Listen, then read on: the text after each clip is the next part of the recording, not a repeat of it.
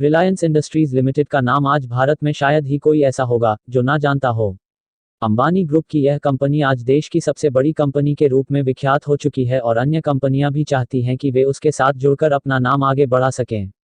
मुकेश अंबानी के नेतृत्व में रिलायंस इंडस्ट्रीज ने सफलता के नए परचम लहराए हैं और यही वजह है कि भारत में रिलायंस इंडस्ट्रीज सबसे सफल और मुनाफा देने वाली कंपनी के रूप में स्थापित हुई है। जीवन में चल रही है कोई समस्या? समाधान जानने के लिए प्रश्न पूछें। कोई नहीं जानता था कि 8 मई 1973 को शुरू हुई यह एक कंपनी भविष्य में भारत की सबसे बड़ी कंपनी के रूप में उभरेगी और मुकेश अंबानी को दुनिया के सबसे ज्यादा अमीर लोगों में शुमार करने में अपना प्रमुख योगदान देगी। रिलायंस इंडस्ट्रीज लिमिटेड का मुख्यालय महाराष्ट्र में मुंबई में स्थित है और यह कंपनी पेट्रोलियम, पेट्रोकेमिकल्स, खुदरा और दूरसंचार के क्षेत्रों में काम करती है। आज इस लेख में हम बात करेंगे कि कैसे अंक ज्योतिष और वैदिक ज्योतिष के आधार पर रिलायंस इंडस्ट्रीज ने यह मुकाम प्राप्त किया है। क्या है वह खास बातें जो रिलायंस इंडस्ट्रीज को सबसे अलग और सबसे उत्तम बनाती हैं? रिलायंस इंडस्ट्रीज के नंबर 1 बनने में ज्योतिष और अंकशास्त्र की भूमिका। यदि अंकशास्त्र के अनुसार देखें तो रिलायंस इंडस्ट्री की बुनियाद 8 मई 1973 को रखी गई थी, अर्थात कंपनी का मूलांक हुआ 8 और भाग्यांक हुआ 6, 8 जोड़ 5 जोड़ 1 जोड़ 9 जोड़ 7 जोड़ 3 इक्वल्स 33 इक्वल्स 3 जोड़ 3 इक्वल्स 6। यह कंपनी मुख्य रूप से पेट्रोलियम का काम करती है जो शनि के प्रभाव में आता है और कंपनी का मूलांक 8 है जो स्वयं शनि का प्रतिनिधित्व करता है। इसलिए शनि से संबंधित कामों में यह कंपनी सदैव उत्तरोत्तर वृद्धि को प्राप्त होती रही है। 6 का अंक शुक्र का होता है जो कि शनि का परम मित्र है, इसलिए इस 6 के अंक ने शनि के अंक को बढ़ाते हुए सदैव इस कंपनी को ग्रोथ दी है। शुक्र ग्लैमरस जीवन को भी दर्शाता है, इसीलिए रिलायंस इंडस्ट्रीज लिमिटेड का संबंध भारतीय फिल्म जगत की बड़ी बड़ी हस्तियों से भी रहा है। क्या कहती है मुकेश अंबानी की कुंडली? जिस प्रकार किसी राज्य को चलाने के लिए राजा की कुंडली भी मजबूत होनी चाहिए, उसी प्रकार किसी भी कंपनी को चलाने में उसके मुखिया का महत्वपूर्ण योगदान होता है। रिलायंस इंडस्ट्रीज लिमिटेड के अध्यक्ष, प्रबंध निदेशक और कंपनी के सबसे बड़े शेयरधारक मुकेश अंबानी का जन्म 19 अप्रैल 1957 को हुआ था। आइए अब उनकी जन्म कुंडली पर एक नजर डालते हैं। मुकेश अंबानी की जन्म कुंडली। जन्म विवरण। जन्म तिथि 19 अप्रैल 1957। जन्म समय 19 घंटे 53 मिनट।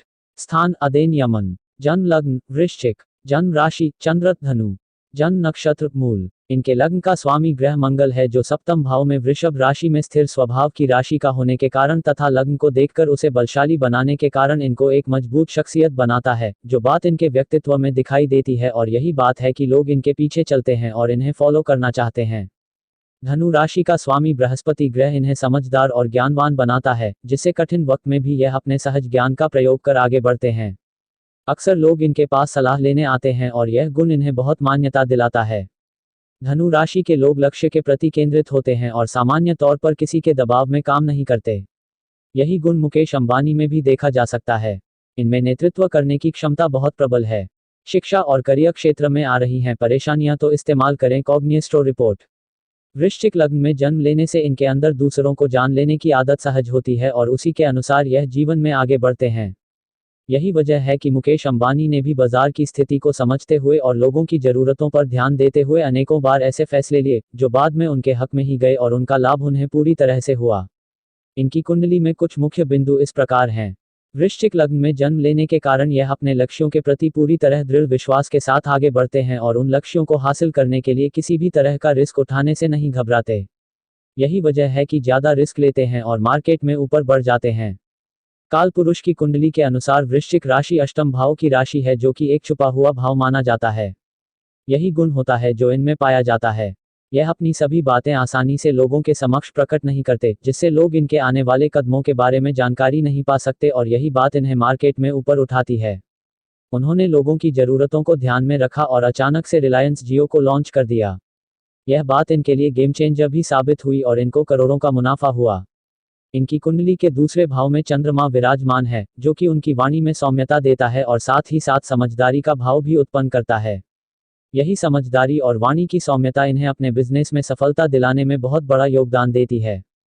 धनु राशि में जन्म लेने के कारण यह अपने उद्देश्यों के प्रति जुनूनी है और उन्हें पाने के लिए पूरी तैयारी के साथ आगे बढ़ते हैं और पूरी ताकत लगा देते हैं और उसे पाकर ही रहते हैं। धनु राशि का स्वामी बृहस्पति है जो वृद्धि का कारक ग्रह होता है। दूसरा भाव धन का भाव होता है। इस वजह से भी बृहस्पति इन्हें उत्तम धन लाभ कराता है और इनके बैंक बैलेंस को मजबूत बनाता है।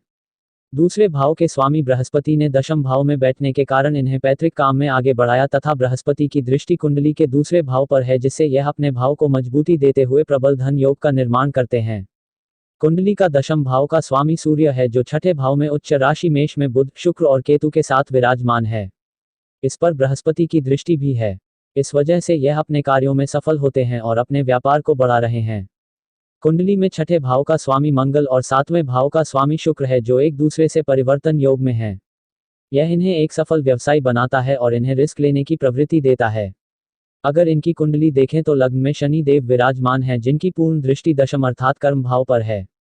इसके साथ ही नवमांश कुंडली में तथा दशमांश कुंडली में भी शनि देव अपनी राशि में सप्तम भाव में विराजमान होकर इन्हें शनि से संबंधित व्यवसाय अर्थात पेट्रोलियम में खूब ऊपर उठा रहे हैं। रिलायंस इंडस्ट्रीज के लिए कैसा रहेगा साल 2020? वर्ष 2020 की बात की जाए तो इसका अंक 4 बनता है।